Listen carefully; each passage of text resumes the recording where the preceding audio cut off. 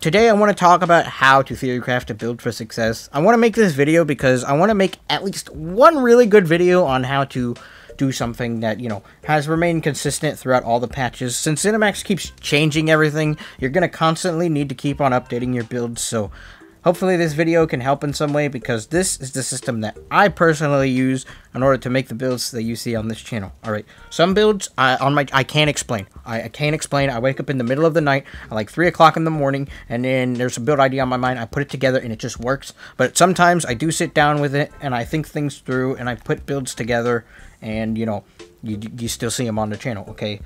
And one more time for clarity, this is what I do to make the builds that you see me use, okay? If you have a different method, that's fine. I don't use spreadsheets or Google Docs or anything like that. I'm not saying there's something wrong with that, but listen, this is also not how to make the meta, okay? This is not how to make Unkillable God Mode 1vx Super Ultimate Free Dry Cleaning Tax Evasion Ultimate Cooking build of Blacksmithing. None of that, okay? This is just how you can make your own builds in the systems and things that I use in order to formulate those builds, okay?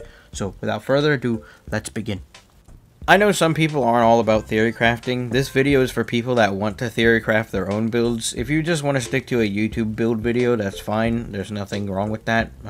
I mean, that's a good place to start if you're relatively new, but once you want to start creating your builds, these are the steps that I normally take in order to ensure that my build is successful. So I want to start off with this video by talking about what a successful theorycraft looks like. I don't want to overcomplicate the definition, so put very, very simply, a successful theorycraft is a build that does exactly what you designed it to do, and it does its job, okay? So if you designed a tank and it tanks, then the build is successful. It is very simple. Next thing I want to talk about is the difficulty of theory crafting. Listen, I had to sit down with this list and I had to think about the steps involved. Normally when I theory craft, I don't think about these things at all. I just go and do them. But for this video, I had to sit down and write down some steps that I take in order to make the builds that you see, okay? But I want to talk about, there is a difficulty with it depending on the knowledge that you have of this game. If your knowledge of this game is extremely limited, so you've only been playing for like a year or maybe even 2 years, you don't fully understand the systems, and like you can't think of sets off the top of your head when you see them or something like that, you're going to struggle a lot more than someone who's been playing this game since day one when it comes to theory crafting. So don't beat yourself up over it, because there's plenty of sources and things that you can use to still accomplish the goal. So that's why I want to set that very simple standard of what a successful build looks like. And the final thing I want to mention is I'll have some sources linked below of things that I know a lot of people use and some things I use. I personally just use the PTS for all my testing and theory crafting, but other people use websites and things, so I'll have those linked. And I'll have this build editor thing linked so you can go there and dabble around with it and make your own builds. You won't be able to actually test it, test it in-game and stuff, but you'll have the numbers and you'll be able to make your own judgments and estimates based off of it, So theory crafting itself can have two different paths. One, if you're trying to just simply update a build, or second, you're coming up with a build from scratch, so you have like no idea if it'll actually work, but it sounds fun in theory, that kind of stuff. And I guess that's why it's called theory crafting. But for the sake of this video, I'm going to be updating one of my builds for update 35, so that way you guys have some sort of visual example for what I do whenever it is I'm testing builds and updating them and whatever. So that way, you guys listen. So the first step in theory crafting when it comes to making your own build is figuring out what kind of build it is that you want to make. Do you want to play a super sneaky rogue man who sneaks around and stabs people, or do you want to play a tanky boy who just tanks everything? You got to figure out the idea or identity of your build before you can get started on it. For this example, I already know what kind of build it is I want to do. I just want to simply update a build so it kind of works next patch. It's just a brainless build that I can play and log on and have fun casually with, and not have to think too much about the decisions that I'm making. That's the kind of build I want to make, so that's the example I have. Step 2 is figuring out a class and what class best supports the kind of build that you want to play, okay? So this is where the knowledge part starts to take effect, is if you want to play a specific build, but you have no idea which class will best suit the role that you're trying to, fill, then you're going to struggle with this part. But if you already know what you're going to do, well then, you already know what you're going to do. So figure out which class best supports what you want to do. For this example, I'm going to be updating my Nightblade. I already know it's going to be a Nightblade, so that's the class I'm using. The next step I would recommend is, this is going to be step 2.5, so it's right in the middle, is understand the patch that you're about to go into. Like I said, this game changes all the time. ZeniMax keeps making changes. They're addicted to it, so you need to understand what is coming with the next update, so that way you can see if the build is even worth making. So I know the build that I'm going to be making is a Nightblade, and I know Nightblade next patch is going to be one of the top tier classes, without a doubt, so I'm already in the clear when it comes to making this build, so I can go ahead and greenlight the next step. Step 3 is establish yourself a base build. What I mean by this is a build that you can have to compare results to, so that way when you're testing things, you can kind of reference back to something. So I know some people just completely skip this step. I don't know how they do it, but you know, for me, I like to have a setup base build so I can compare results and test and see what I could do to improve upon it. If you're really looking to have yourself a base build, which I highly recommend, go onto YouTube or something and then just look up a build that is relatively similar to what you're trying to do, and then use that as your base build and try and build off of that.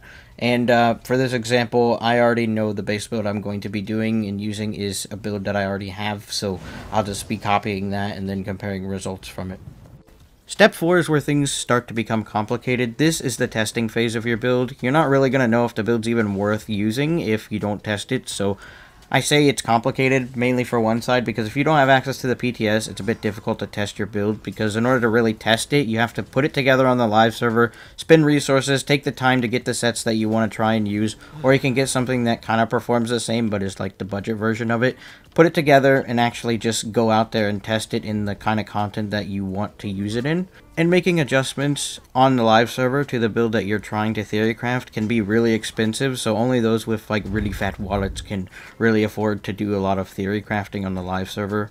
That's why I use the PTS, but I just want to outline some general things that you do when you're testing a build, so that way if you want to test your own build, you don't have to waste a bunch of money and do pointless things to try and see if something would work.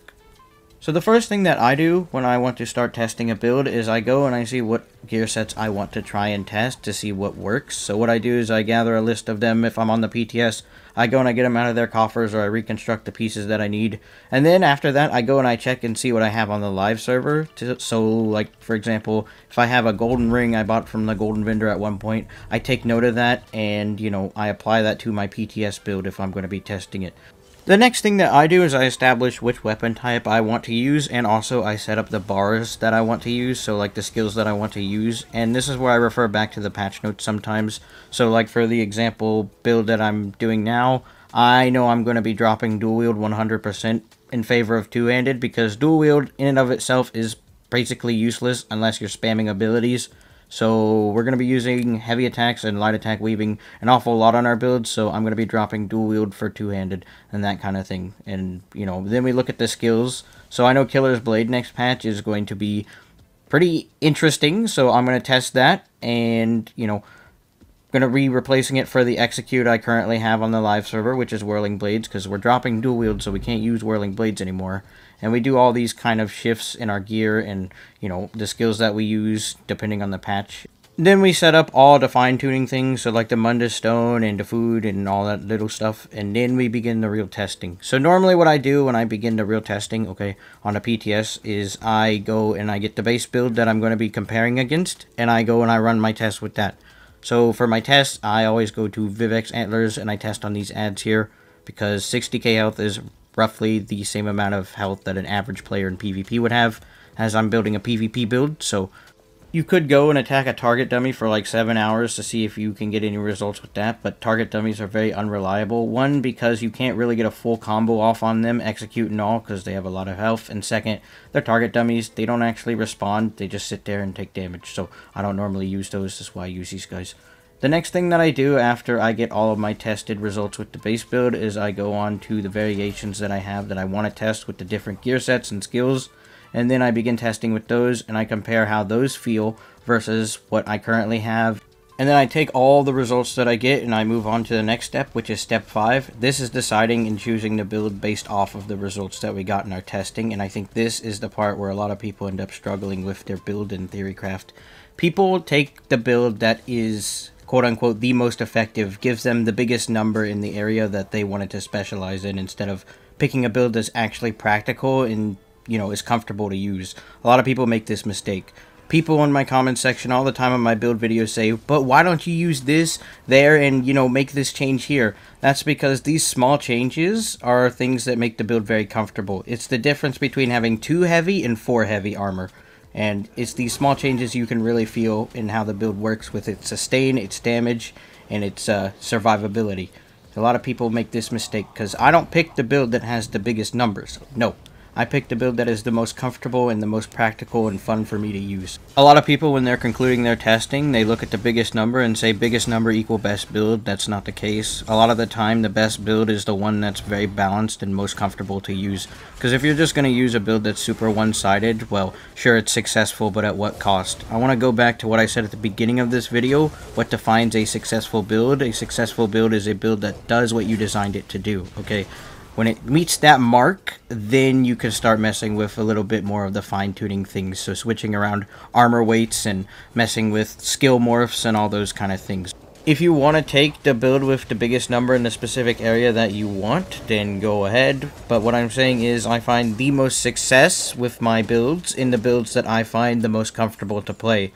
There are builds and variations of builds that I never show anyone because, sure, they're a lot more damaging than the builds that I currently play, but they're not very comfortable and fun to play. Like, I sacrifice skills here, I switch out the armor weight there, and I take out some passives here, okay?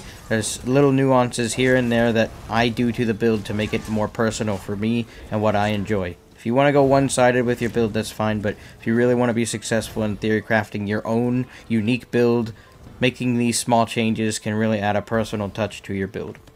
And I think that's what I and many others enjoy the most about theory crafting, and it's the ability to put our own little personal spin on builds that, you know, can give us a little bit of an identity when we play this game, because it's a lot of fun to run around with a build and be successful with it. It feels really good. And there's a special satisfaction that comes with making your own build and being successful with it, like being able to perform well with it. And I hope more people can share that same feeling, because it's nice to have a unique build that's your own. But I understand not everyone has all the time in the world to Theorycraft builds for themselves, so maybe this video can help speed up that process. But if not, there are still build videos out there that, you know, have a similar premise probably to what you're doing. Like, to this day, I still check out other people's build videos to see what they're running and see what they find success with. Though, take it with a grain of salt, some builds, because if they don't show any actual gameplay of the build working, the build might not actually work. And also, if you are going to put together someone else's build, put your own little twist on it, because, listen, not everyone is a fan of Clever Alchemist, okay? So, yeah, put your own little twist on it, make changes that make the build comfortable for you. I always use build guides as an outline for what I should do if I want to replicate that build. So, you know, that's just, listen, it is what it is. And a couple final things. First, not every build that you're going to try in Theorycraft will be successful. I've had Theorycrafts just completely flop because sets and things that I want to use don't work. Like Night Terror, I really wanted to get that set to work in some way, but some sets are just useless. There's like 50 good sets to pick from and like 15 good sets to pick from if you're going to PvP. It's kind of sad. I think we need an overhaul of sets. And then the second thing is, there's many different ways to Theorycraft. This is just what I like to do, and these are the steps that I take to Theorycraft. I don't know what everyone else does, but listen, I did my best. Hopefully this removes some of the mysticism behind Theorycrafting, because it's not very difficult. If you're a veteran player, you know exactly what I'm talking about. A lot of these things just seem kind of obvious, so of course I do that. But for someone who's new to the game or wants to start Theorycrafting, they don't really know to do these things, so hopefully this can clear some things up. It's not very difficult to Theorycraft and make your own little build, but it is very difficult to come up with some original ideas and, you know, think outside the box when it comes to builds. I'm blessed to wake up in the middle of the night sometimes with a really cool idea on my mind and just go and test it on the PTS and then find out that it works amazing.